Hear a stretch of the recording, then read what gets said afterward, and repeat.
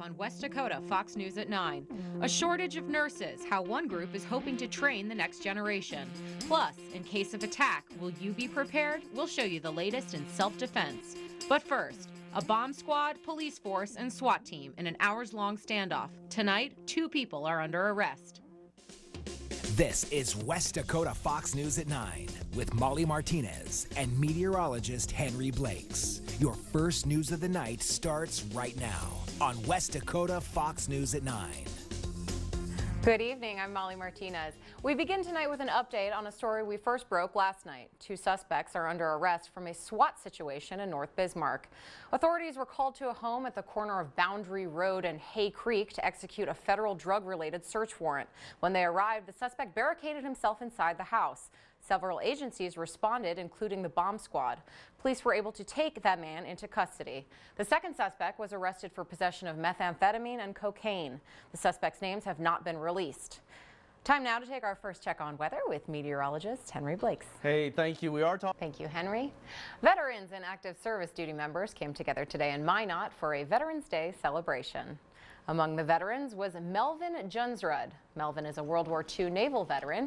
He says he is the only surviving World War II vet that he knows of. He shared the spotlight today with the people who care for him.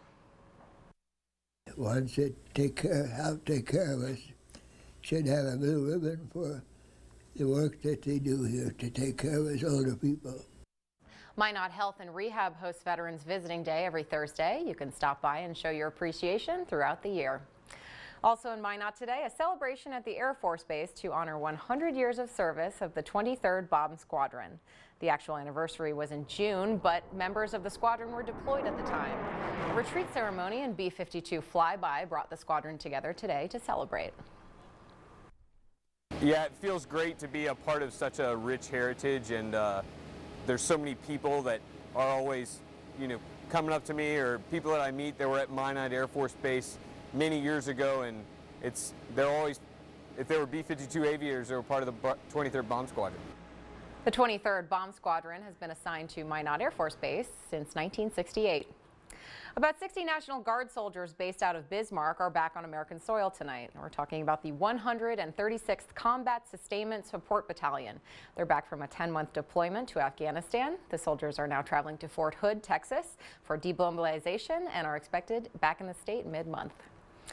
On this Veterans Day weekend, the Marine Corps is celebrating its 242nd birthday. Today marks the milestone for the military branch. Megan Hoffman shows us the celebration in Bismarck. That was Cynthia McLaughlin reporting. Well, as we gear up for the holidays, it's an important time to remember to stay safe. According to statistics, around the holidays there's a spike in attacks. To help, the North Dakota Safety Council is hosting self-defense courses around the state. There you'll learn to recognize a threatening situation and how to escape an attacker. All of the moves in the class are designed to buy you time to get away.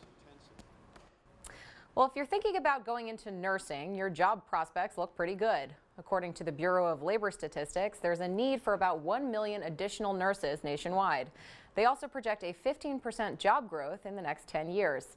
Reporter Andrew Horn explains what local college is doing to fill the need. I don't feel so good today.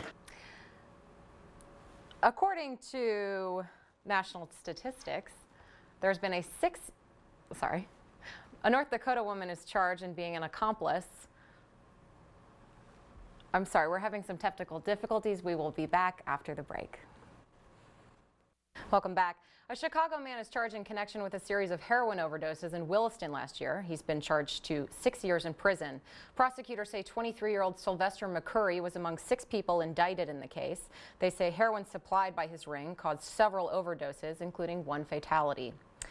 A North Dakota woman is charged with being an accomplice to murder. Police are accusing 38-year-old Crystal Herman of helping her husband Billy kidnap and kill 38-year-old Amanda Angst. The couple was arrested in 2015 after a string of armed robberies in North Dakota and Minnesota. They were driving the victim's car. Angst's body was found in the Cheyenne River a few months later. Herman is being held at the Stutzman County Correctional Center on $1 million bond. In local business news, ND Life Spa is getting a new location, and Furry Friends Den is opening on Monday. Maddie Gelseth has this week's Main Street Minute. Well, today marks the start of the gun deer hunting season. Thousands of hunters took off an early weekend dressed in blaze orange and went in search of a deer to bring home. The gun season runs through November 26th. Game and Fish Wildlife Chief Jeb Williams says the state made 54,500 licenses available this year. That's 11% more than last year. And a man plows into a group of students with his car outside a high school in France. The crash happened earlier today in the southwestern city of Toulouse. Today, comedian Louis C.K. is breaking his silence on sexual misconduct allegations, saying, quote, "These stories are true." Yesterday, the New York Times released an article in which 5 women accuse him of inappropriate behavior. The allegations stem back a decade. Since the article's publication, companies involved with the comedian have taken swift action. The red carpet premiere for his latest movie, I Love You, Daddy, was canceled last night. HBO says Louis C.K. will no longer be involved in an upcoming autism benefit, and FX says they are reevaluating their relationship with the actor. Meantime, Louis C.K. released a statement today saying, quote, "These stories are true. At the time, I said to myself that it was okay because I asked first, which is also true. But what I learned later in life, too late, is that when you have power over another person, asking isn't a question. It's a predicament for them. The power I had over these women is that they admire me, and I wielded that power irresponsibly."